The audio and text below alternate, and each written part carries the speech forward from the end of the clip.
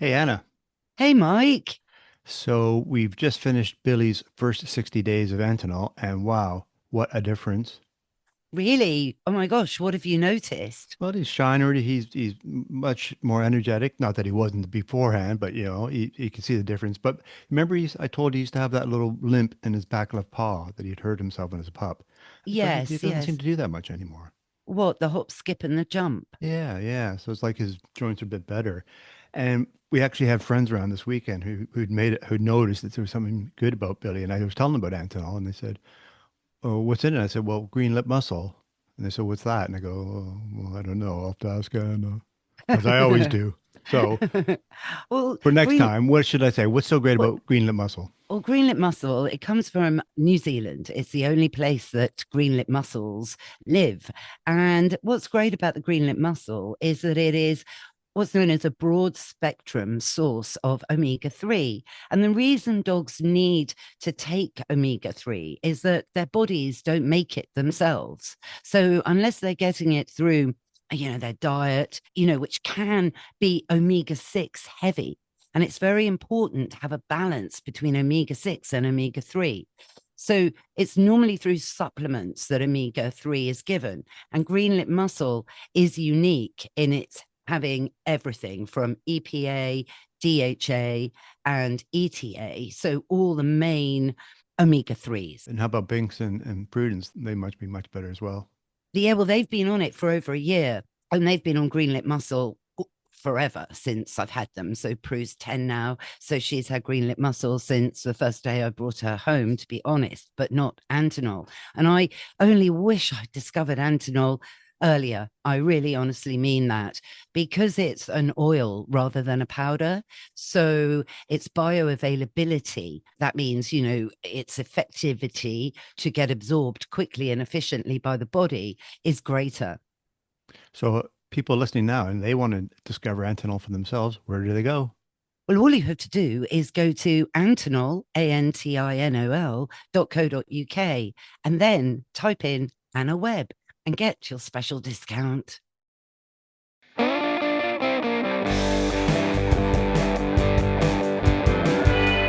Hey, Mr. Binks, you know how I'm obsessed by dog history and history of cats.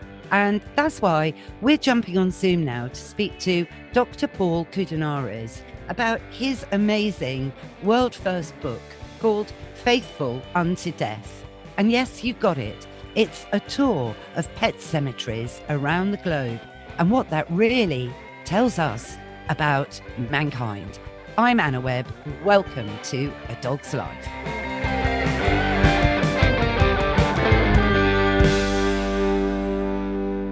Dr. Paul Koudounaris, I can't be more excited to welcome you onto A Dog's Life all the way from California. And I am so delighted to be talking to you, to talk to an audience that really appreciates this material and I think is really going to understand the importance of it. Well, I really do hope so, because what we're going to be talking about is your amazing new book, Faithful Unto Death. And certainly all my listeners, have gone through the terrible time that inevitably will come where you have to say goodbye. But in your book, you're really analyzing burials, which in a way is also talking about death, but through pet cemeteries around the world. And focusing in that, you're really looking at how us humans have changed over the centuries, or have we? This is the big question. But either way, what impresses me is this book that is so beautifully compiled. And it is, do you think, Dr. Paul, the first ever book on pet cemeteries globally? It's the first of its kind. I'm a bit of a masochist, and I always like to get involved in projects no one's ever done. There have been a couple books about pet cemeteries. When I got into this research, I found that some pet cemeteries had released their own little self-published book about their own history, but nothing that was comprehensive. There is a little book in the UK. It's a little paperback book by a woman named Toms, where she had traveled around the UK in the past and sort of compiled a list of animal graves, but there's not much history and not much context in it. But it's wonderful if anyone's just looking for individual graves in the UK. She's compiled a whole large list. But yeah, this is certainly the only one of its kind that is international, that tries to tie together the way we mourn as something that is both individual but also universal, because we see it across culture. I've traveled down to Egypt to take a picture of the modern pet cemetery in Cairo. I took pictures in Bali at the pet cemetery there. I took pictures in Thailand. In the introduction, there's a kind of little collage of some international pictures. I took pictures in Bangkok at this temple where they provide animal funerals. So while we deal in the book with individual instances, there's this underlying aspect of it that this is something that's universal. Well, that is interesting, because something, you talk about in the book is, I suppose, well, particularly with the Paris cemetery, which we'll talk about in greater detail, somewhere where I've actually been twice, is this, how would you call it, the sacrilege of the church, obviously in Paris, mainly Catholic, that, this, you can't bury pets. There can't be any religious symbolism going on here, because clearly dogs and cats and other animals, they don't go to heaven, because only humans go to heaven. So there is this underlying thing. And of course, in Thailand, they're Buddhists. Well, okay. So when you get into Asia, you get into cultures that have this transmigration of the soul. And so you might start, especially when you get into reincarnation, right? You might be a person, and in the next life you might be a butterfly. So the soul can actually transmigrate, and it creates a lot less of this hierarchy among beings, a lot less of this idea that humans have to be number one, because maybe the human form might be considered divine, but the soul itself is more divine, and the soul can go back and forth.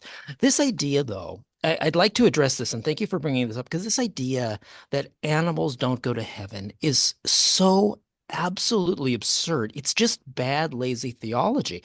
And it's something that I got into when I started to look at the spiritual underpinnings of these animal burials. If you go back to the early Christian church, nobody denied that animals had a soul. The only thing they debated was the nature of the animal's soul. And there was this question. It's like, well, why would animals be denied paradise, eternal paradise? Because who got animals kicked out of paradise in the first place? Human beings did. It was our transgression, not theirs. But somehow this idea that animals were not members of the faith, therefore they were not welcome in the cemeteries. That's why pet cemeteries eventually had to exist, because you couldn't bury an animal in the churchyard because it wasn't a member of the parish.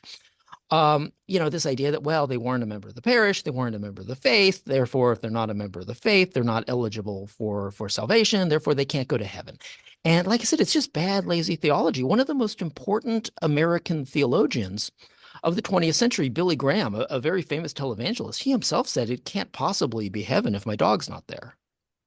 Well, yes, absolutely. I mean, that's, and it's kind of scary, I think, being a human, that, yeah, I don't know what will happen, obviously, after death, but I so don't want to go somewhere where there aren't any animals, let alone, my own animals that I've looked forward to being reunited with. Well, I don't think you're going to have that problem. There's no justifiable theological reason to leave them out of paradise. And there's no justifiable reason to tell us it's paradise and they're not eligible to be there. Well, no, I mean, I certainly agree with you on that front. While we're talking about this, though, you brought my attention to something which I found absolutely so fascinating and extraordinary, and I will thank you for this forever. You led me to the wonderful woman who wrote the original, or came up with the concept, or she wrote a poem. She wrote it. She wrote the poem called The Rainbow Bridge. Elaborate a little bit more, Dr. Paul, please. Her name is Edna Klein Recce. She lives in Inverness, Scotland. It's a fascinating story. The Rainbow Bridge had always been unattributed. And if I'm writing a book about pet cemeteries, you can't go to a modern pet cemetery and not see a reference to the Rainbow Bridge, even if it just says, I'll see you on the other side of the bridge, or people's pets might pass and they'll say, so-and-so went to the bridge today. And I couldn't have a book about pet cemeteries that didn't have an author for that. Even though I wasn't going to make a big deal of it, I had to attribute that to somebody. So I spent a really long time, like not a single chunk of time, but a period of over several years, just like All right, let's start that Rainbow Bridge thing again. Who wrote this damn thing? I finally found her. There were a lot of people who tried to claim that poem, and I went and I looked at US copyright records, and this is the United States alone. There were over 20 people who tried to copyright it as theirs. None of them wrote it. The woman who wrote it, she wrote it in the 1950s. She was 19 years old at the time. She was just a young girl. Her dog Major had died, and she told me I got the first interview she ever gave about the Rainbow Bridge, and she told me that she felt Major talking to her after she had died, like Major was moving her hand. And she pulled a piece of paper out of her sister's notebook and started scribbling these words. And there were almost no corrections because the original handwritten manuscript of the Rainbow Bridge, she still has it. She still has that piece of paper. There are almost no corrections. The Rainbow Bridge, as we know it now, is almost verbatim what came out of this 19-year-old girl in the 1950s. And eventually, she didn't make anything of it. She showed it to some friends, and they're like, "Oh, this is lovely. Can we copy it?" So they copied it. They started passing it around. In the meantime, she married a physician from India. So she moved to India. So she lived most of her adult life in India. So she had no idea this was becoming a major thing. And then after her husband retired, they bought an olive farm in rural Spain, another place where no one's talking about the Rainbow Bridge, right? So it was only after her husband got Alzheimer's and died that she moved back to Scotland. And then every once in a while, people would say, "Hey, Edna, you know that thing you wrote when you were a kid? I heard some reference to it." Um, and so when I tracked her down, I'm the one who really had to explain to her because she's in her 80s now. It's like, "No, Edna, you don't understand. Mm. What you wrote has touched millions of people from around the world. It is known around the world." And it was a revelation to her. She was absolutely shocked. And I said to her, "Are you aware that Dear Abby, who's a very famous American newspaper columnist, are you aware that Dear Abby shared the original words of the Rainbow Bridge with 100 million American readers?" And her response was just, "Who's Dear Abby?" She had no idea. Gosh, well, you see this, what humility, Yeah. and how kind not to be wanting even to copyright it. No, And she's a gem, a real gem. And I'll tell you a very funny anecdote. So I wrote an article about it, and after the article comes out, Edna told me, she got back to me. She says the funniest thing happened because she still has dogs, and she took her dogs into the veterinarian's office, and the veterinarian had apparently read this article, and the veterinarian comes in and he looks at her and he says, "Edna, did you write the Rainbow Bridge? For 20 years, when people's pets have passed away, I've handed them a copy of that without realizing that one of my clients wrote it." you see, this is just amazing. Yeah, And it's really a weird story. yeah, but the premise of the Rainbow Bridge is that, your beloved dog or cat, will wait for you, Mhm. and then you together will cross the bridge, right? Yes, and part of the reason that the Rainbow Bridge has proven so popular and has touched so many people is because it's because of its vagueness and its simplicity, because it's so perfect that it can kind of fit in as a theological plug-in to any faith system that you're a part of without creating some kind of, unorthodoxy. Like you can plug it into Christianity, you can plug it into Wicca, you can plug it into animism, you can plug it into Buddhism, whatever you want. You can find a way to kind of fit the Rainbow Bridge because it's not actually denying anything that's a part of your faith. It's just saying that there's this kind of, uh, idyll, this kind of Arcadian landscape. And when you die, you're going to go there, you're going to meet your pets, and you're going to cross over into the hereafter together. So it doesn't really contradict anything you might believe in your faith.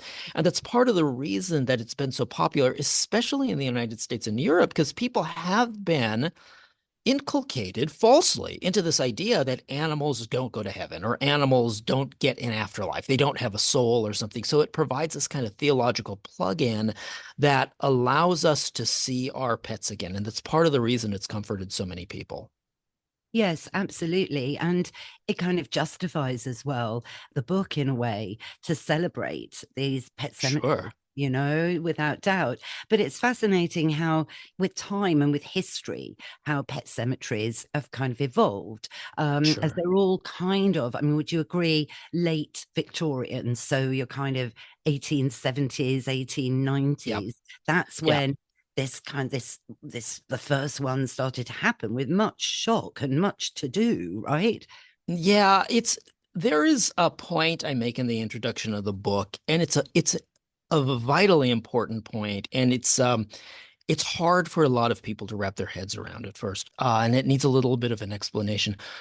We invented pets in the 19th century, and that doesn't mean people didn't have animals around before them and they didn't love them. Of course they did, but modern pets, as we know them, are a 19th century invention. They're really a consequence of the Industrial Revolution. People are moving to the big cities. For the first time, you have people living in major metropolitan areas rather than in the countryside, and they bring this taste for animal husbandry with them. But now they're living with animals in a completely new context, in a different way. They're living with them in close quarters, both physically and also emotionally, because living with them so closely in an urban environment changes the emotional relationship we have with them. And also animals start to be considered a symbol of their owner, like a status symbol of the person who owns them. And so the way we treat animals, the way we live with them, even the way we feed them, the first animal ownership manuals, grooming manuals, everything, all that stuff, the way we live with them as family members, all of that really starts in the 19th century. They become members of the family in a way they haven't before. They're allowed to live and be loved as family members, but one thing that they are still being denied is the ability to die like a family member, the ability to have that good death, the ability to die with dignity the way a human relation would. That is considered very eccentric, even though our relationship with animals has changed in the 19th century. And there are a lot of stories, just really wacky stories about people who tried to bury their animals, their pets, in their own family funeral plot. And there's a story I talk about in the book about a woman in Scotland who she had a family plot. She tried to bury her cat there, and there was this riot.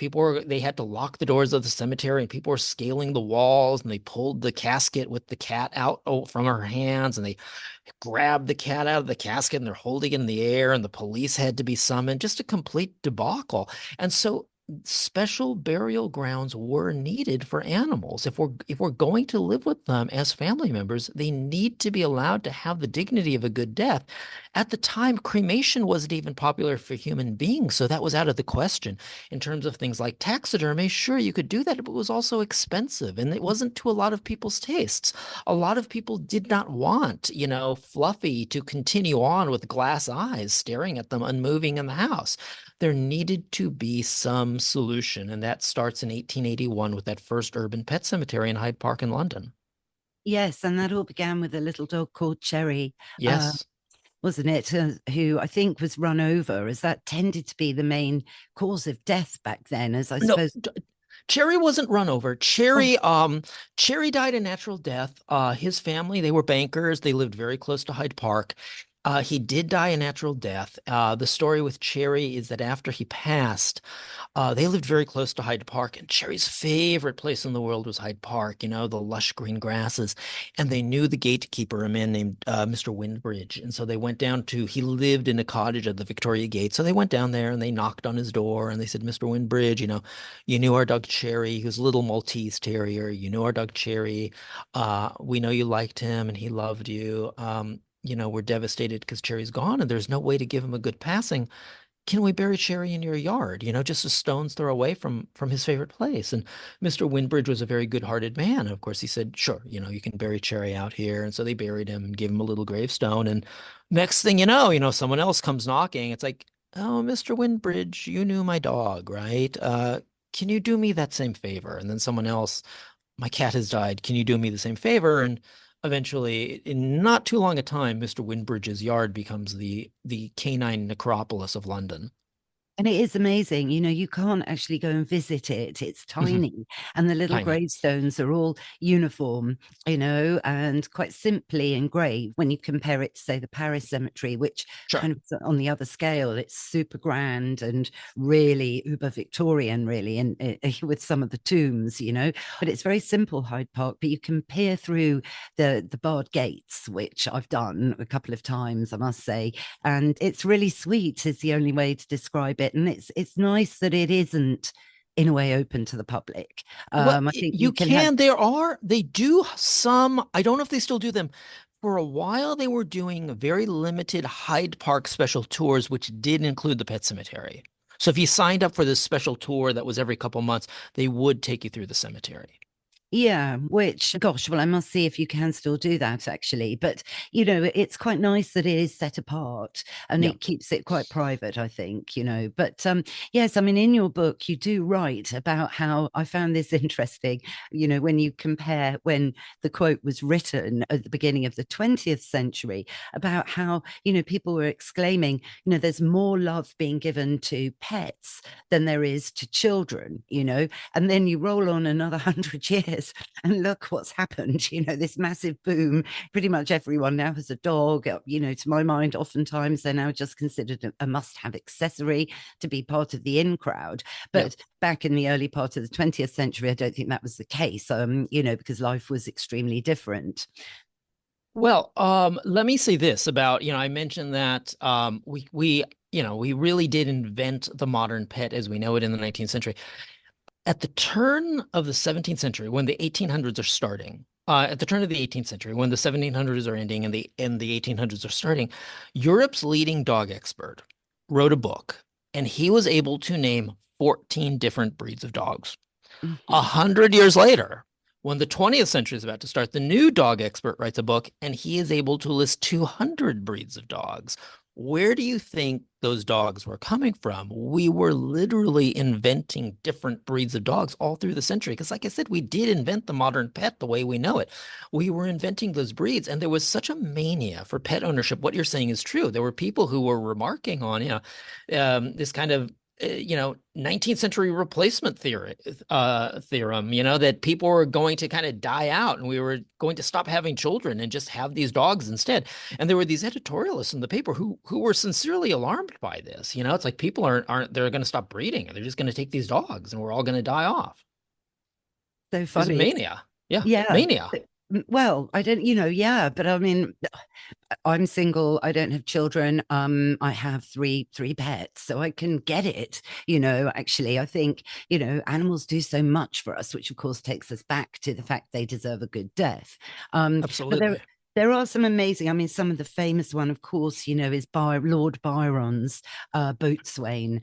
And on a couple of occasions, I've had to read the epitaph of Boatswain's magnificent grave, and oh gosh, there was one occasion I couldn't actually get through it because it's so emotional. And that's what I find, particularly going through your book, that the inscriptions on the graves, they're not, that they're more emotional, more heartrending, more Yes. heartbreaking than you see on human epitaphs. It's like Yes. Auntie Jane died. There might be something like Eh, that. Whereas, eh, Byron's here, beauty without vanity, yeah. strength without insolence, courage without ferocity, and all the virtues of man without his vices. I mean, and it And goes he on. adds something. If there's something in there, I think he says if I ever had a friend, this is where he lies, something like that.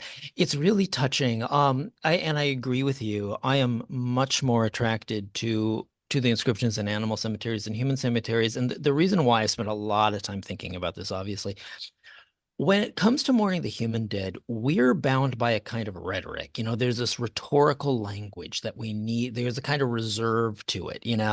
When it comes to animals, all rules are off. There is no rhetorical method for mourning an animal. It's up to you. We have our own language, and people speak a lot more intimately and a lot more openly about their pets than they do about their human relations. It's like you go to a pet cemetery, you'll see things that will break your heart. They'll make you laugh. There's humor. There's just general weirdness. There's this lovely grave. There's a picture of it in the book up in Rossendale, England. It says Judy killed by a tractor. She never told a lie. It's like there are messages there that really no one really understands but the owner, and they're opaque to everyone else. But they're so charming and they're so personal and they're so intimate, and that's what makes it wonderful. Absolutely. And what tickled me a bit in the book as well was Keats, who wasn't it Keats who befriended or tamed a wild trout that lived in his part of the river, and the trout lived for 20 years. I mean, it wasn't Keats. It was a man named Ketty. Oh, and sorry. No, it's okay. It wasn't the famous Keats. It was a man named Kitty, and he lived in central England. And there's a wonderful story here because he had taken this trout as a friend, and the trout, he said, was so tame that it would eat out of his hand. And so when this trout died, he found this trout dead in his stream eventually that ran through his property. So he gave it a grave in his yard with a little wooden grave plaque. And this trout grave was known in the 19th century. People had written about it. It was kind of legendary. And when I was writing the book, I was like, I got to track down that trout grave. And so I went to this town in England and I tried to figure out exactly where this house would be. And then I went up to this property and I literally just knocked on the door. And the lady answers the door, and I say to her, excuse me for bothering you, ma'am. Do you happen to know if in the 19th century there was a grave for a trout here? Which is a very strange question if I've got the wrong house, And yeah, I was talking to someone yesterday, and he said, the stories of you finding some of these graves may be better than the stories of the graves themselves. So I knock on the door, and I literally just said to her, yeah, do you know if in the 19th century there was a trout buried here? Had a grave here? And she looks at me, she's like, yes. And I was like, oh, this is the right house. And a guy yells from the other room. It's like, what is it, dear? And I was like, someone's here about the trout grave. And he's just like, oh, well, I guess you should bring him in. And so they let me in, and they're like, yes, we still have the grave plaque. It's in the laundry room. So they had bought the house, they had bought the property, and the trout's grave was still there, and it was deteriorating terribly. And so they moved it into the laundry room, and they put it in a glass box, like a plexiglass case, so it wouldn't deteriorate anymore. So they let me come into the laundry room and take pictures of the trout's gravestone. It's extraordinary. It's absolutely brilliant. But I mean, can you imagine if I picked the wrong house, though? They're like, call the police. Some lunatics here looking for a dead trout. Oh gosh, can you memorize? I'm looking frantically, flicking through the book as we speak to find it. It's in chapter 1. It just says it's a poem. It's actually really lovely. I don't know it by heart. Something about in this stream, the old trout. Under this ground, the old trout does lie. 20 years he lived and then he died, something like that. And he was so tame, don't you understand? He would feed out of my hand. Something to that extent. It was rhymed, and it's really quite lovely about this man who loved a trout. But that's part of the beauty to me of this book. It's like, we always think of it as cats and dogs, and there's a lot of other species. We've got a picture of a grave for a snail in there, in I think it's Surrey in England. I found the grave of a crocodile, which is a very strange pet to have in England, especially. There's a pet lion that I talk about, a couple pet lions, but a really beautiful story about a woman who owned a pet lion in Los Angeles. So it's all different kinds of pets. And again, it's part of the universal aspect of it that humans can bond with almost any kind of animal, and they can bond with us if we have enough patience and we have enough love. Well, yes, absolutely. I mean, the story of Tawny, wasn't it? The lion, in LA, and, so kind of quickly flying over back to the States now. But that story was extraordinary because the lion was born in captivity to, a circus and being badly treated. And who was the wonderful woman who rescued this lion and stood up for this lion, because the lion lived for 22 years. The woman's name was Mary McMillan, and back in the day in Los Angeles, in the early 20th century, lion farms were a big amusement. Nowadays, we'd look at them as cruel and abusive, but there would be these lion farms, usually with these kind of older, infirmed lions that couldn't really hurt anyone, and people would go there and take their pictures with them, and it was just a thing to do, before Disneyland was built, I guess, go visit the lions.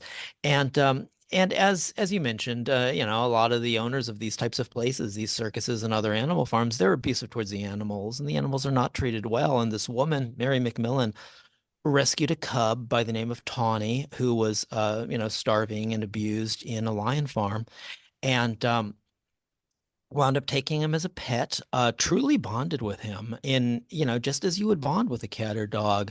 Very tame animal, very, very beloved animal because she had raised him. She had raised him, fed him by her hand.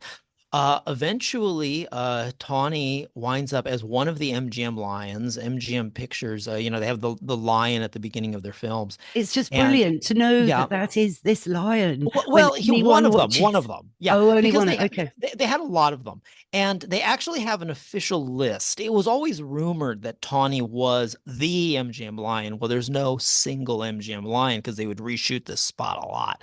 But uh, this is Hollywood, and she has a tame lion, so you can imagine there's going to be a lot of work for him in the motion pictures.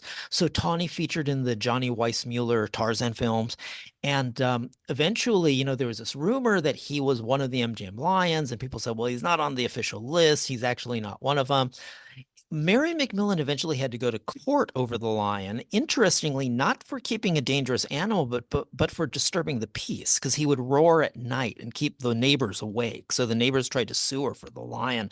And so she had to go to court. And when she was deposed, they were asking her about her sources of income, and she mentioned renting him to MGM for the spots. So he did some of those spots.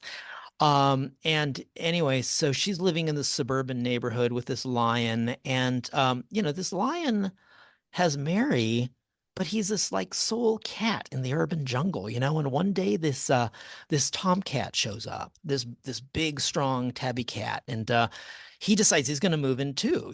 He's a stray cat, the lion's a stray cat. They just kind of become buddies. They have this in common, even though one is big and one is small, and they become the best of friends. And it's a really touching story. Mary names the stray cat Cinderella. And I guess because, it may be in Tawny the lion, this stray cat has found his prince and they become best friends. They live together in that yard. And when Tawny the lion gets old and his teeth start to go bad and he can only eat porridge, Cinderella, the little tomcat, will come over and lick his face clean, to preserve his dignity. So there's not porridge on his whiskers. And Tawny would put Cinderella on his back, and like the little cat would ride around like a cowboy riding a horse on the lion's back. It's a really amazing story. And so when Cinderella the tomcat died, he died first, probably in 1939. Mary preserved the body. She had him buried in her yard. And then the lion goes into depression, probably because his best cat buddy has died, dies a year later. And so Mary takes him to the Pet Cemetery in Los Angeles to bury him, but she also disinters that tomcat and she buries them together because they were friends in life and they're going to be friends forever in eternity. So they're both lying together in the same grave. And in the picture on the grave, you see instantly the lion because there's a lion. But if you look closely at the picture, you'll see that sitting on his back there's this tabby cat, there's this tomcat sitting on his back, just like they were in her yard, just like in life. Gosh, it's amazing. But, It is. I mean, at that time, I suppose, last century, there was a lot, keeping wild animals wasn't that extraordinary. I mean, there's a story about the young guys in the early 70s that bought a lion in Harrods. I mean, that was kind of how mad it was. At one point, you could actually buy a lion in Harrods, the huge department store. They don't sell lions there anymore. In fact, they don't sell any live animals at all now. But, back then with the cinema and so on, there a lot of people, quite a few people would keep animals like monkeys and Yeah. Exotic birds and so on, would they not? Oh, sure. Well, and I don't really consider it a good chapter in the history of animal ownership. Mary McMillan and her lion are a great chapter in the history of animal ownership because she was very good to that lion and she dedicated her life to him. But it used to be in the United States, you could just order them out of a catalog. I mean, there'd be mail order catalogs, and you could just order yourself a monkey and they'd mail it to you in a cage. I mean, it's terrible. It's abusive. But yeah, you used to be able to order them. out of catalogs, but in that pet cemetery, that same pet cemetery in Hollywood, because that was the Hollywood Pet Cemetery, there are all kinds of exotic animals, many of whom were performing animals in the movie. They're buried there. Mae West's monkey is in that cemetery, and that monkey had performed in movies with her. There's a chimpanzee named Jiggs in that pet cemetery. Jiggs had performed in several motion pictures, and in fact was the only animal with an actual card in the Screen Actors Union and the Screen Actors Guild. They had given one to this monkey, several performing birds. So yeah, there are a lot of exotic and curious animals in that Hollywood Pet Cemetery because of Hollywood. Yes, well, of course. But, there's also a lion, I think, buried in the Paris cemetery. There is a lion buried in the Pear Cemetery. There's a lion buried in the New York Pet Cemetery too, in Hartsdale, New York. Although that is a rather unfortunate situation with a very eccentric woman who had to own everything she could find. That lion was forced to live in a hotel room, and things did not turn out well.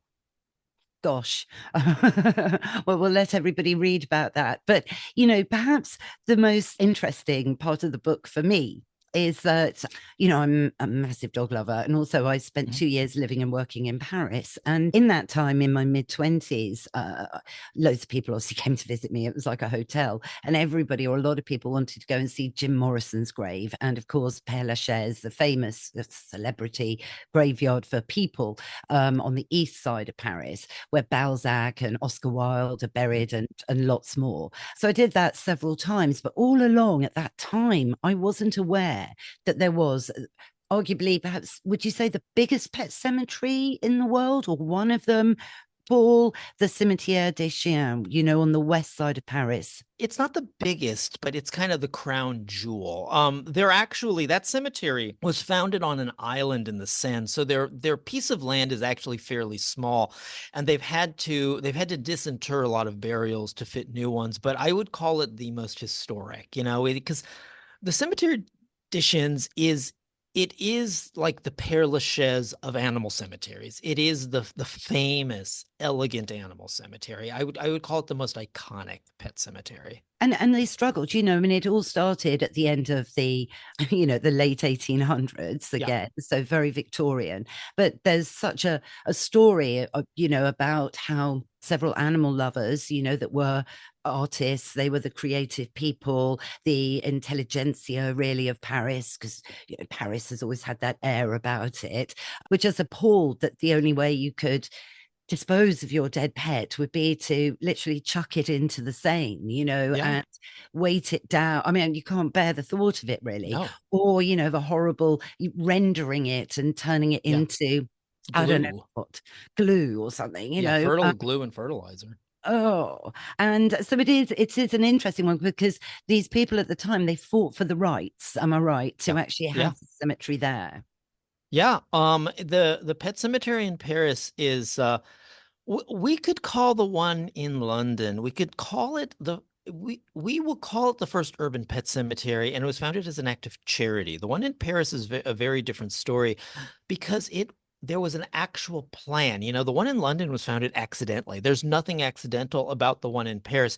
These people were demanding a better way to say goodbye to Paris's pets. It was necessary, and it was important, not just for the emotional health of the owners, but for the health of the city as well. You don't want people dumping dead dogs in the Seine River, do you? I mean, the city of Paris was spending a lot of money every year just to clean up the river from all the dead dogs people were dumping in it. They needed a solution. So there was a lawyer and there was a journalist, and they banded together and they kind of founded a board to create a pet cemetery in Paris. It was founded by design. They wound up selling subscriptions. Basically, you could buy stock in the pet cemetery company, and they raised enough money to buy this small island in the Seine and turn it into Paris's first pet cemetery. Unlike Mr. Windbridge's, where, they just kind of start burying and everything's haphazard, they brought in an architect and they planned this thing out to give this cemetery the same elegance that a cemetery for human family members would have. It's all done very much by design. And in addition, it also had the first potter's field for pets. So it was designed to really be a true public pet cemetery because, sure, if you were a rich person, you could build whatever fancy monument you wanted, but they also didn't want to exclude the poor people of Paris who loved their pets just as much. And so they had a little potter's field, like a free or cheap burial ground for poor people as well. I mean, it's the most splendid place in the world. I mean, I really urge anyone, if you're going to Paris, take a trip over to Asnières, you're saying, on the northwest side of Paris. But when you get there, I couldn't believe it the first time I went. I mean, I was just in awe. Those gates, the Yes. wall. I mean, it's stunning. And I just thought, yes, this is what dogs deserve. And it's Yes. Cimitières des Chiens. I mean, it's so Victorian. I mean, it's fantastic. But this also got them into a little bit of trouble. Oh, did it? Yes, it did. Because like I said, they brought in an architect and they designed it on the model of a human cemetery because they wanted to make this point that animals who lived as family members deserve the same type of respect at death. So they designed it as a miniature version of a human cemetery, but then the Catholic Church came around and they're like, what? Wait a minute, you're going to confuse people. And so the Catholic Church was able to extort an agreement out of them that they could do this, but they weren't allowed to use any religious imagery on the graves, just to not confuse people too much. Yeah, and that's wonderful in a way inside, because it's so dog centric and animal Yeah. centric, but it explains some of the great tombs in there, Paul, because we're leading to RIn Tin Tin. Actually, Yeah. that's why I traveled there the first time, having read this brilliant biography of Lee Duncan, By Susan Orlean. Yeah. that's right, by Susan Orlean. And that's when I learned about this cemetery, to be honest. And I was just having to get there. And I went with my first bull terrier, Molly, because my original plan was actually to bury Molly there, because I would make sort of an annual homage back to Paris, because I loved it there. I mean, who doesn't love Paris? Anyway, Right. and so I'd go and visit Moles. This was my great plan.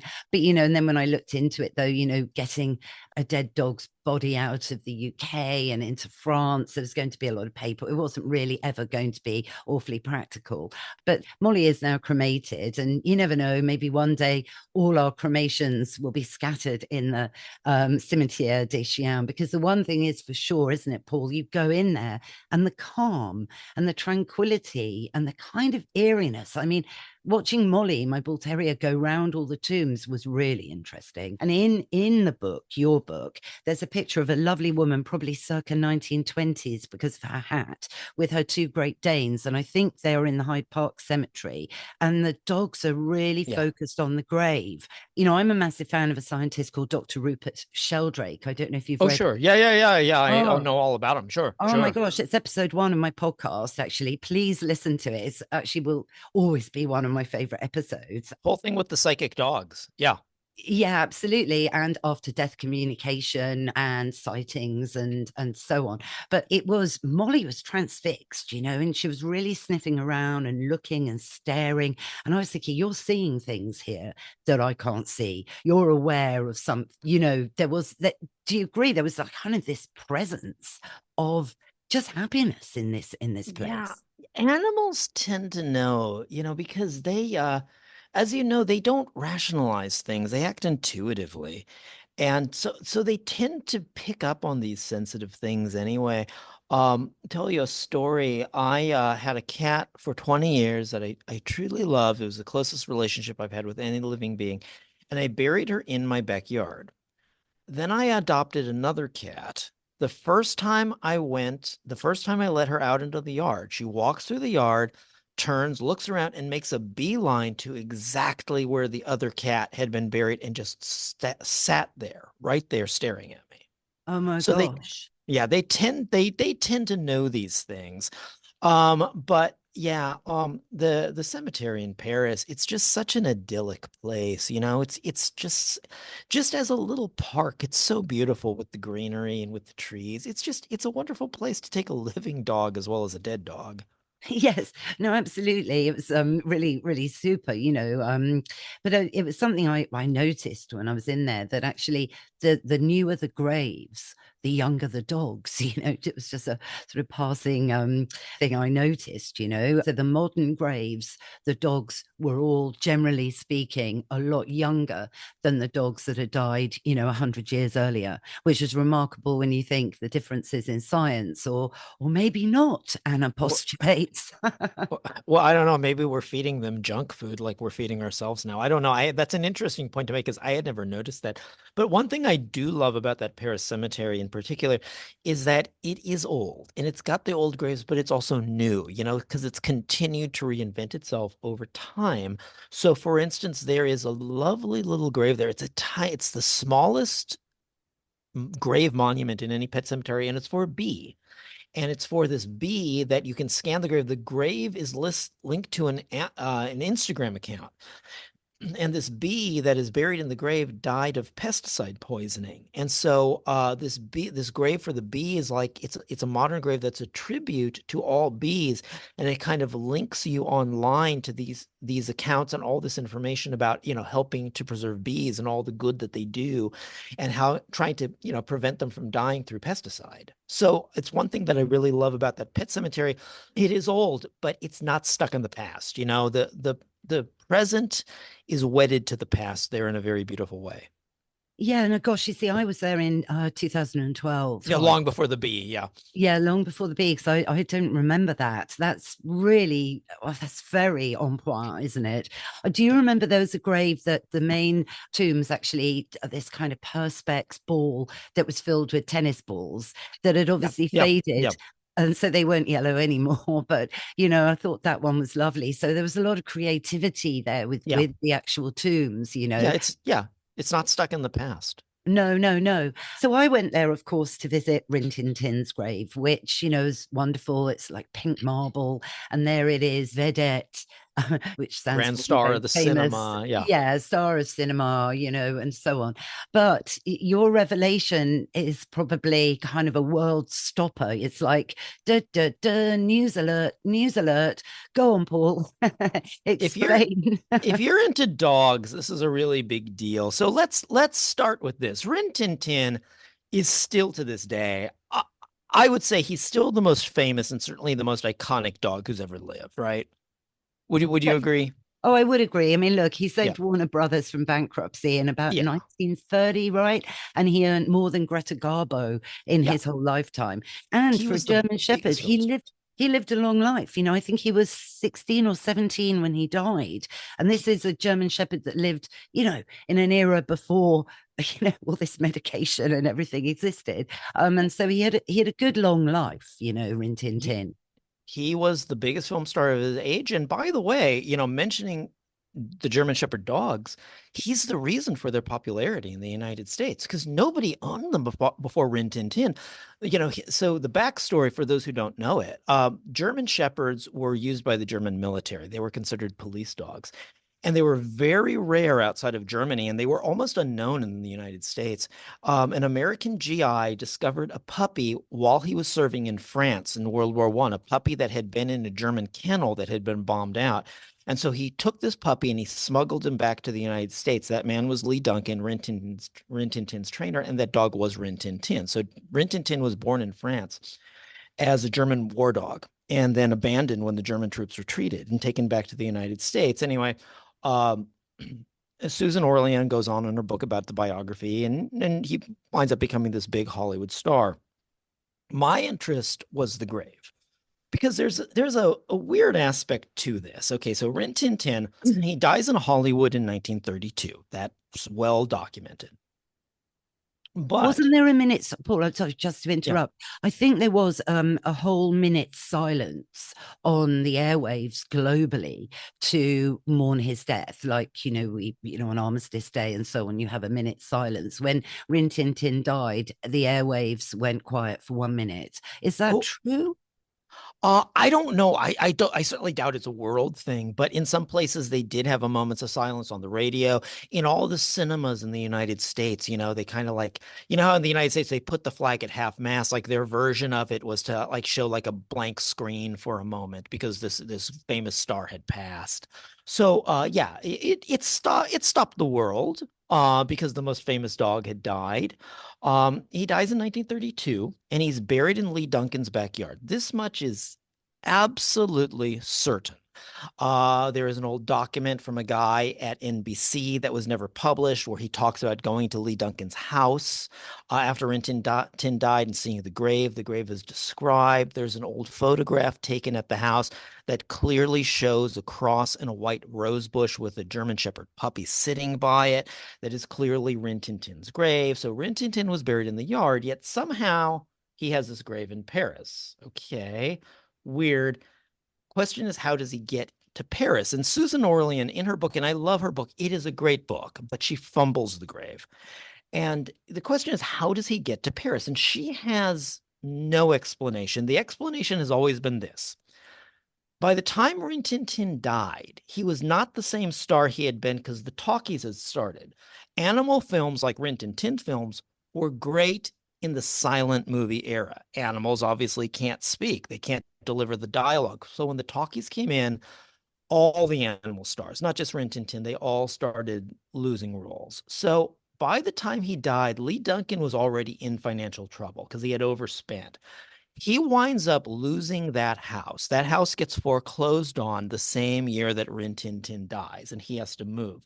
So the story has always been, okay, well, he's losing the house, so he exhumes the dog and sends it to Paris to be reburied in this iconic dog cemetery as a nod to, French patrimony. That, since RIn Tin Tin was born in France, it's appropriate that he should be buried in France, even though it's a little weird when you think about it. He's a German war dog, right? In a war against France, but this is the story that we've been led to believe. The problem is, there is not a single piece of documentation on the American side about that dog having been sent. And you just talked about the documentation that would be needed and the bureaucratic difficulty of mailing a dead dog to another country for reburial. Not a single piece of documentation exists saying that RIn Tin Tin was sent. Not a single piece of documentation exists saying that RIn Tin Tin was received on the French side. In Lee Duncan's archives are all at the University of California, Riverside. There is not a single letter, not a single written word, not a single telegraph, nothing that says anything about this dog being moved from that house and being sent to France. Absolutely nothing. So this is nothing but a hypothesis. And I always found it hard to believe because I have a background in death studies. Before this book, I had written 3 books about death. And I know you just can't mail RIn Tin Tin's body to France. It doesn't work that way. In addition, let's say he was sent in 1932, the year that Lee Duncan loses the house, because that's where he's going to have to do it, right? Because someone else is living in the house after that. In addition, there is not a single mention of RIn Tin Tin being in that cemetery until 1948. The newspapers don't even talk about RIn Tin Tin being there, which is weird because you'd think if the most famous, iconic dog in history is suddenly given a reburial in France, that would be big news. And when he is mentioned in 1948, it's a weird article. It's an article in a French newspaper about all the famous animals who are buried in that cemetery. RIn Tin Tin is the most famous dog ever, but he's not mentioned until the very end of the article. At the very end of the article, it just says, oh, by the way, RIn Tin Tin, the movie dog, is also buried there. And RIn Tin Tin was a huge star, not just in the United States, but around the world. So you would think it's like, that's weird. Why wouldn't that be, why wouldn't that be the lead thing in the article about famous dogs buried in the cemetery? I puzzled over this for a really long time, and I searched and I searched, and I finally found my answer, and it is a shocker. I finally found my answer in a French cinema magazine from the 1940s. There was an obituary in the 1940s in this French cinema magazine for RIn Tin Tin. But wait, why is there an obituary in the 1940s for a dog who died in the 1930s? The reason is because it's a different dog. An actor by the name of Teddy Michaud, he was a kind of second-rate French comedic actor. He had acquired a German Shepherd and started training him for the screen, and he named him RIn Tin Tin. And then, yeah, I know. It's a bizarre story. And this guy was a real con man because he claimed that his RIn Tin Tin was the son of the original RIn Tin Tin, mated with a Brazilian wolf in Rio de Janeiro. And by the way, I checked this out. RIn Tin Tin had never been in Brazil. Furthermore, I've asked dog trainers and dog breeders, what would happen if there were wolves in Rio de Janeiro, what would happen if I tried to mate a German Shepherd with one? Would it just turn out like a normal German Shepherd? And they just stared at me, jaw agape, and said, "You're a lunatic. What are you talking about?" And in addition, one more thing, the original Rin Tin Tin would have been dead by the time Teddy Michaud's dog was conceived. So this was a complete scam to try to break his dog into the films, into films in France. And it did work. His dog did get parts. There's a movie called Les Loups de Malvenor, The Wolves of Malvenor, that features Teddy Michaud's Rin Tin Tin. I was even able to get some film stills showing the dog, who is just a normal German Shepherd. He's got a different color muzzle than the original Rin Tin Tin, and he dies in the 40s. There's an obituary for that dog in this French cinema magazine, and it mentions this. It says his funeral is set or the Cimitières des Chiens. So he's being buried in that dog cemetery. This is why the first time his grave is mentioned, they don't say Rin Tin Tin, the Hollywood dog, the most famous dog ever, is buried here. They just said Rin Tin Tin, the dog from the movies, is here, because it's that Rin Tin Tin. And they knew that. It's Teddy Michaud's Rin Tin Tin. It's a different dog. And by the way, you describe the grave, which is beautiful.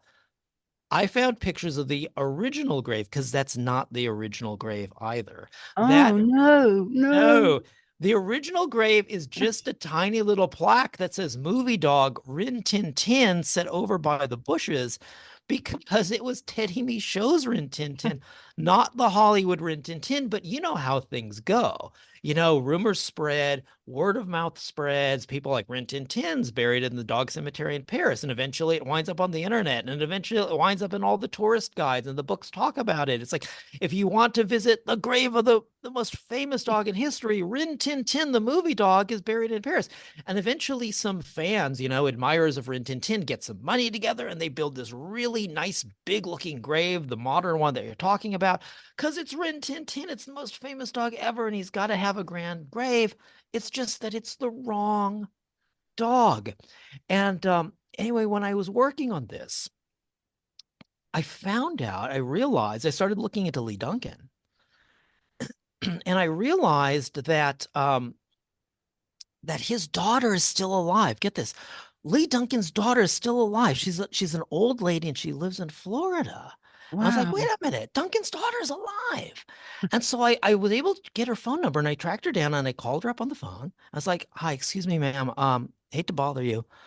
You're the daughter of Lee Duncan, the Hollywood animal trainer, right? And there's a kind of pause, like, yes. I was like, I'm working on a book about pet cemeteries. And there's a story that Rin Tin Tin is buried in the dog cemetery in Paris. And she's like, that is so stupid. I was like, I know, and I can prove that it's not him. And there was this pause. She's like, good for you, because she knows it's not true.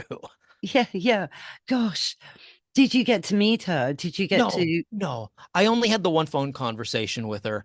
But this leads also, then we've got, let's call it the money question. If Rin Tin Tin's not in Paris, where is he? Yeah.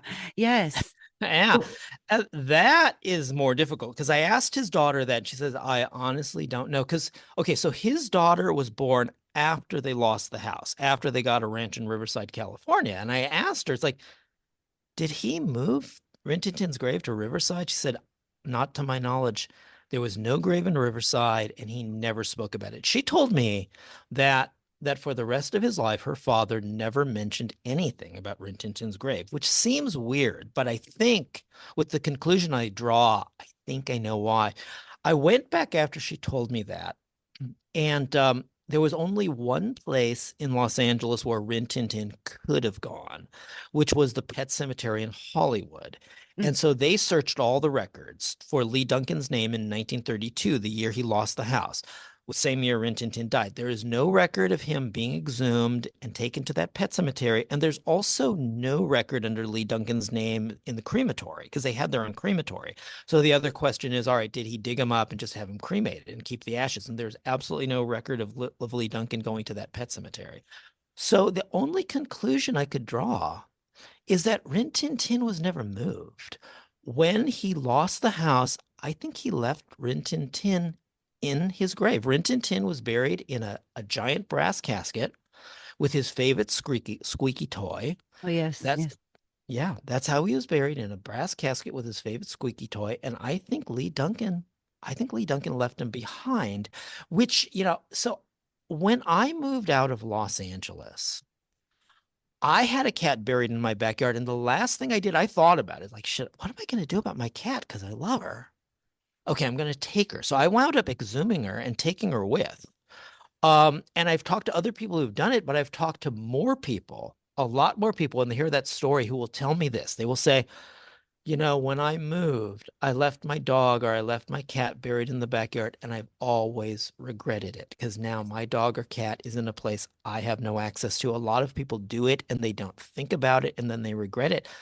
I think, I'm just projecting, this is just a theory on my part, I think that's why Duncan never spoke about the grave, because I think it broke his heart that he wound up leaving his dog in a place that he no longer had access to, which would mean that Rin Tin Tin, the most famous, iconic dog in history, is buried in somebody's in somebody's backyard in Beverly Hills, and they have absolutely no idea that under their yard is a brass casket with the most famous dog who's ever lived. And I'll tell you one other tangent about this. So when I was wrapping up the book, I randomly looked up that address that Duncan, because I kind of scoped it out by satellite, looked at the property to see if the property lines could have changed, like where might that dog be. That property suddenly listed as for sale. And I know realtors in Los Angeles, and I called a friend of mine who's a realtor. I was like, okay, look, tell him this. Tell him you have a buyer. He's a really eccentric guy, but he's interested in the property, and he just needs to come down with a metal detector because he's checking the feng shui of the yard. Just some outrageous story to allow me in there with a metal detector to see if I can find a giant brass casket under the ground. And I had this whole thing planned. I was like calling companies that make professional metal detectors that can tell you, like, even what type of metal it is and how far down. And then I thought about it and I was like, no, let sleeping dogs lie. If that is what that is Duncan's dog, not my dog. And if that is what Duncan chose to do with his pet, it is not my place just to get a story. It is not my place to stick my nose in and tell the world that Rin Tin Tin's under this guy's backyard. Not my place. It's Duncan's dog. It's what Duncan wanted, and Duncan left him there. So I didn't do it. Wow, gosh, that's extraordinary. But what if they do some building works or something, and discover this casket, and then I don't know. But my fear has been, what if they put in a swimming pool? Oh, yes, well, that's what I mean. Something that will, literally unearth this great, because the brass casket, I'm sure it was really, good quality back then. Of course. Of course, it would have been the best. It would have stood the test of time. I think that, and I've wondered that too. It's like, I don't want anyone throwing Rin Tin Tin away. I suspect that if you were digging in your yard and you found a dog in a brass casket, you'd have to stop what you were doing and say, okay, what is going on here, and look into it. So I think if he's meant to be found, he will be found, because I don't think anyone's going to throw away anything buried in a brass casket. That just kind of screams out, stop, this is important. Yeah, of course. So let's hope so, but let's hope that wherever he is, he's left in peace. That's what I think is. Yeah. And, this whole Paris thing, I was thinking about it. Really, in a way, it's great that it is there. And maybe it's been wonderful for people that have been interested in dog history and Rin Tin Tin to go somewhere to just think about leave the flowers. To leave the flowers. I left a little plant pot on there as well. And just to remember him, really. So it's a symbol. Here's something funny, too. The people who run that cemetery, they know it's not him. Because I've Yeah. asked them. No, I'm serious. Like, if you walk in and say to them, "Where's Rin Tin Tin's grave, the Hollywood movie talk?" They're going to point right there. But I've asked them. I've been to that cemetery. It's like, that's not him. They're like, "Oh, yeah, we know." It's like, "Okay, do you know who it is?" It's like, "Yeah, it's his son or something." It's like, "Okay, well, it's not his son. The guy claimed he's his son, but it's not the real Rin Tin Tin." They actually know this, but you have to know in advance and ask them the right question to get them to acknowledge it. And the reason is, it's not duplicity. They're not trying to, it's like they're not making a bunch of money by having Rin Tin Tin's grave there. It's not like people are coming and paying $100 to drop a flower there. I think it's just because they don't want to disappoint people. And it's exactly what you said. It gives people who love cinema history and who love that dog and who love German Shepherds or who just understand the historical importance of this dog. It gives them a kind of temple at which to worship. And so I think that's the reason they don't publicly acknowledge it, because they don't want to ruin people's expectations. Yeah, exactly. And when you get in there, there's so much There's more so to much more, see. so much And more. Yeah. this whole, you know, homage really and respect to animals just Yes. oozes through, which is something extraordinary, actually, I must say. So yeah, but wow, what a story. I mean, now when people read your book, because it's only been out in the UK for a week, Yeah. so I'm really lucky to have a copy here, and it's amazing. That's all I can say. And Thank you. it's going to get out. I mean, do you think this is going to cause a bit of a commotion? Because nobody knew, really. I mean, you discovered it.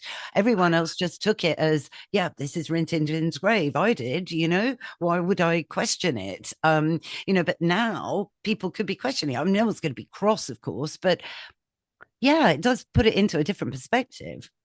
Well, I don't know how much it changes, to be honest, because, I have got the entire internet to battle against in order to change public knowledge that this is not Rin Tin Tin's grave. And the entire internet is a really big foe, when it comes to, it's funny because they call this the information age and it should really be the misinformation age. I think it's gonna, I did write that article about Edna writing the Rainbow Bridge, and by now it's been maybe a year and a half. By now, people are starting to understand that the Rainbow Bridge has an author, and they're beginning to know who she is. So I think maybe over time, people will come to understand that that's not really Rin Tin Tin's grave, but it takes a long time when the rest of the internet's telling them one thing, and you're out in a corner, kind of waving your hand, saying, "Well, wait a minute." Hmm.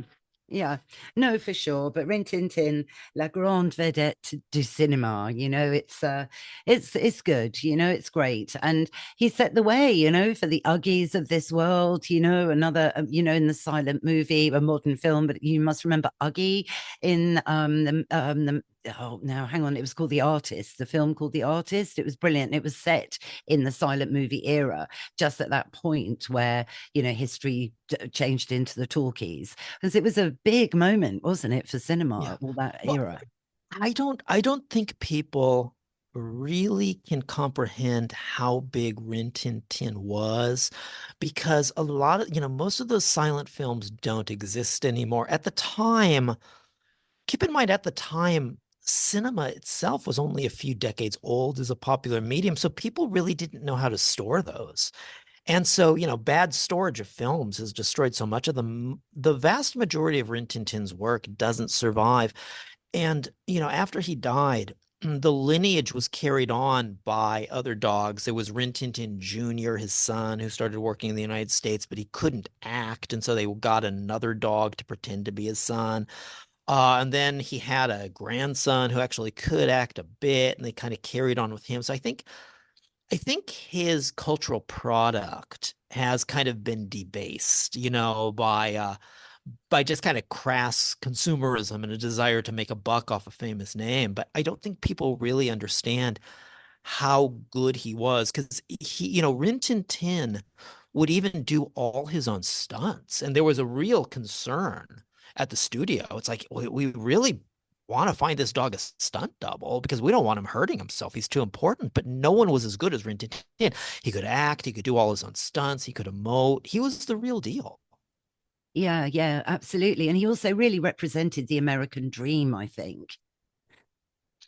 You know, Yeah, well, in a way, I don't know if you remember this part of the story, but Rin Tin Tin couldn't get a break.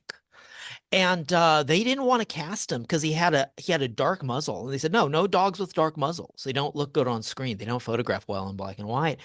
And Lee Duncan's friend had a camera, and so but I mentioned that Rin Tin Tin did all his own stunts, and he was incredibly athletic, and so they just made a short film of Rin Tin Tin jumping over incredibly high objects that would play, before the main feature in some cinemas, and people became kind of obsessed with it. It was like the equivalent of a viral video. It's like, oh, you got to see that little short movie of the dog who jumps over high things. And eventually, the studio was at a loss because they had a dog movie and they didn't have a dog because whatever dog they had cast, there was some problem. The dog had to drop out. They're like, we need to shoot this thing. It's like, I don't know. Okay, call that guy with the dog that jumps over high things. Just call that guy because at least his dog's super athletic. And from that was born Rin Tin Tin. So in a way, you said he represents the American dream. He really kind of does. He was a foreigner. He was an immigrant dog that was found in a bombed out shelter. I mean, talk about a rough start to life. An abandoned dog that was smuggled back by a USGI. A dog that could not get a break. No one would take him seriously just because he didn't look right. And in the end, he becomes the biggest star in the world. extraordinary. It's extraordinary. But every dog is a superstar, and I agree. I the agree. great thing to their owner. And it is funny you mentioned about taking your cat with you, because I did do the same with Molly. Who visited the not the real Rin Tin Tin's grave when I moved, and then and I'm very, very happy I did that. So Yeah. I think it's something people should think about a bit, maybe. Yeah. Yeah. Well, I always tell people, and this is kind of changing the topic, but it's related. When I was working on this book, I spent a year as a volunteer grief counselor for people whose pets have passed. And just because I've experienced the loss of a pet in my own terms, but to truly understand, I needed to experience it through other people's terms, to understand what they were feeling, to understand if what I was feeling was unique. And to understand how universal some of these feelings were. And let me tell you, there's a reason I did it only for a year, because every day somebody left me in tears, every day listening to these stories. It's rough. But the one piece of advice I always gave people was, when your pet dies, take time to make the decision. In the United States, and I don't know about in the UK, but in the United States, if you have a pet that's euthanized, they will immediately walk into the room and say, okay, your pet's dead. Do you want us to take it away? Do you want us to send the body for incineration or whatever, and have it cremated or whatever? And they'll just take the body away. And everybody is at such a loss that most people just say yes. And it is a decision that so many people regret. If you have not thought it out beforehand, if they come and say, do you want us to take the body away? Say no.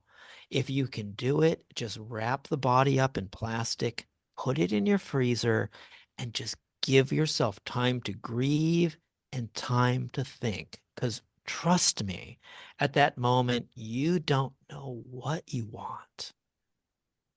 It's so right. I won't explain why, but well, actually, yes, with my cat Gremlin, who passed last year, it was so sudden. It was Yeah. like a juggernaut coming down the motorway at 100 miles an hour the wrong way to hit me, this whole thing. And he had been poisoned, actually, and no one Oh, could I'm figure it sorry. out. And no, yeah, and it was all awful and very fast, and, like I say, so unexpected. They were taking all the samples and everything. He had no cancer in his body. So it was a bit of a sudden goodbye I had to do. And Yeah. I should have brought him home. I mean, I Yeah. kept Molly, my miniature bull terrier, in the freezer Yeah. for a good 2 weeks, actually, Yeah. before. And it's something that actually is still really bugging me a year Yeah. on. And I have his ashes just here in this room in his bowl that has Gremlin on it, his name. And the connection. This is why I really love your book so much, because it tackles everything, and this great love, it's a tricky one. Paul, Yeah, it is. It it's a is. tricky It's one. the hardest thing, because when a pet dies, um, it's it's like losing a piece of yourself, because you, even a person that you love and that you've lived with for a long time, they're still a discrete individual, but a pet becomes a part of you. They're like a weird mirror image of you. You know what I mean? It's like they literally become a piece of you. So when a pet dies, it's like losing, I'm not saying that the grief is necessarily worse, it's just different. And it's a harder grief to process often because when a pet dies, it is literally like losing a piece of yourself that you'll never get back again. Yeah, I mean, it really is. I mean, I think you've nailed it there. It's a piece of yourself. And that's why you feel so empty. And, I mean, Yeah. somebody said to me once, the first dog that you really, really love will completely shatter your heart. And then every dog that you have the privilege of bringing into your life thereafter will try and piece your heart together again until you die with the heart of a dog. Well, can I please tell you this story? Because I love it. Is it short? Yeah. Okay. Go. So when I interviewed Edna, the original author of The Rainbow Bridge, Yes. we got to the end of the interview, and I said, Edna, I have one last question for you.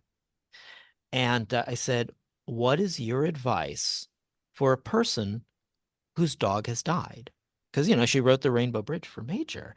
And she, in this just beautiful Scottish voice, because I love the accent. She said to me, I'm not going to try to emulate it. Don't worry, but beautiful voice. She says to me, oh, you can't ask me that. It's like, of course I can ask you that. She says, who am I to tell people what to do? I was like, you're the expert. She's like, am I? I was like, Edna, you wrote The Rainbow Bridge, didn't you? She's like, yes. I was like, that makes you the expert.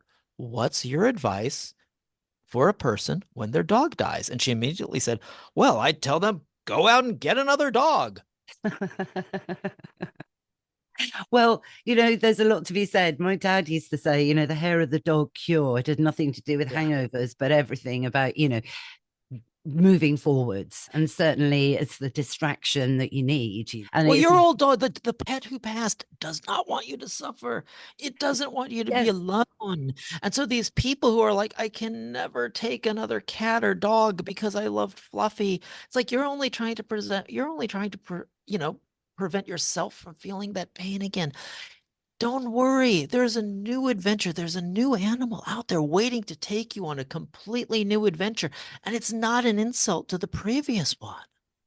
No, that's right. I mean, shortly after Gremlin passed, this feral stray tomcat just landed on my doorstep in, a really bad state. He needed help, and all the rescues were full for 3 months. So I had no choice but to take him in. And he lived in the garden for a bit and then moved in, and he's obviously still here. He's a funny thing. He's not a looker. Gremlin was stunning. He's got a broken jaw. He's had a broken jaw, and he's slightly cross-eyed, and he's got a bendy back leg. But he needed help. All the rescues were full. So, he stayed, and he's still here. And, technically I saved his life where I couldn't save Gremlin, so it was kind of this cyclical thing. And he definitely has helped in the whole process. Because I was, as you say, I can never have another cat again, particularly considering the circumstances of Gremlin. But anyway, so it's life, isn't it? And it's this wheel and this energy. And I think the Buddhists get it really quite good, don't they, with their thoughts of rebirth and energy and the universe and the like. But well, I think so. I tend to gravitate towards that spiritually much more than Christianity. Yes. But your book, amazing, and it's just come out in the States, I think, as well. Next week. Okay. Well, I feel so privileged to hopefully be one of the first, if not the first podcast to be airing all about it. It's thoughtfully printed. I love on all the pages, you have these lovely symbols of all sorts of different animals. There's pigs, there's ducks, there's fish. So it's really universal. It's not just about dogs and cats, and the photography and the history. And I just think, we shouldn't talk about Christmas now, but it's getting to that time. This would make the most perfect gift, I think, to anyone who's ever loved and lost a pet. I appreciate you saying that.